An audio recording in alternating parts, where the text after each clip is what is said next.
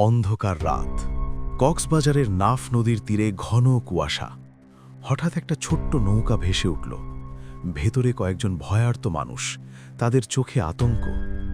এটা ছিল 2017 সালের 24 অগস্টের রাত।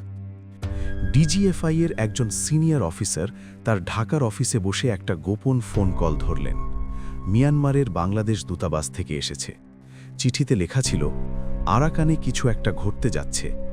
আরসা জঙ্গিরা বড় হামলার পরিকল্পনা করছে। লাখ লাখ রোহিঙ্গা সীমান্তের দিকে ছুটে আসবে।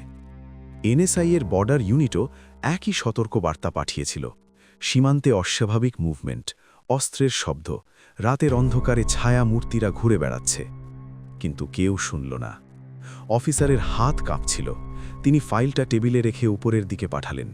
জাতীয় নিরাপত্তা ঝুঁকিতে অবিলম্বে ব্যবস্থা নিন। উত্তর এলো না। 25 অগস্ট ভোর, মিয়ানমারের সেনাবাহিনী ঝাঁপিয়ে পড়ল আরাকানের গ্রামগুলোতে। আগুন, গুলি, চিৎকার, লাশের পর লাশ। আর তারপর সীমান্ত ভেঙে পড়ল।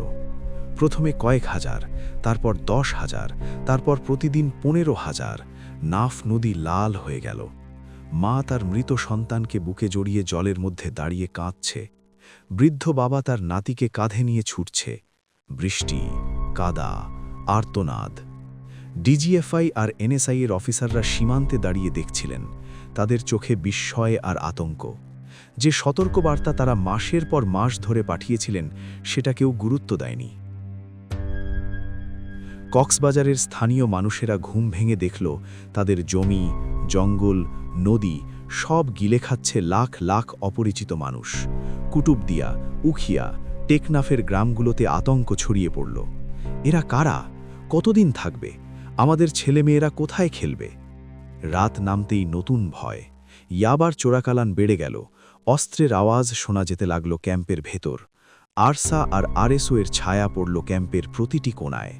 যে জঙ্গিরা মিয়ানমারে হামলা করেছিল, তারাই এখন বাংলাদেশের মাটিতে লুকিয়ে আছে। ডিজিএফআই এর একজন অফিসার রাত 3টে তার স্ত্রীকে ফোন করে বললেন, আমরা একটা বড় ভুল করেছি, এখন আর ফেরানো যাবে না। লাখ লাখ মানুষের ঢল, বিশ্বের সবচেয়ে বড় শরণার্থী শিবির, জঙ্গল উজাড়, পাহাড় কেটে ফেলা, পানি নেই, খাবার নেই, আর সবচেয়ে ভয়ঙ্কর একটা অন্ধকার ছায়া। একটা উপেক্ষিত গোপন সতর্কবার্তা, একটা জাতির নিরাপত্তা আর স্থানীয় মানুষের স্বপ্নকে চিরতরে বিপন্ন করে দিয়েছিল। আজও সেই সীমান্তে রাত নামলে কেউ কেউ ফিসফিস করে বলে, যদি সেদিন শুনতাম।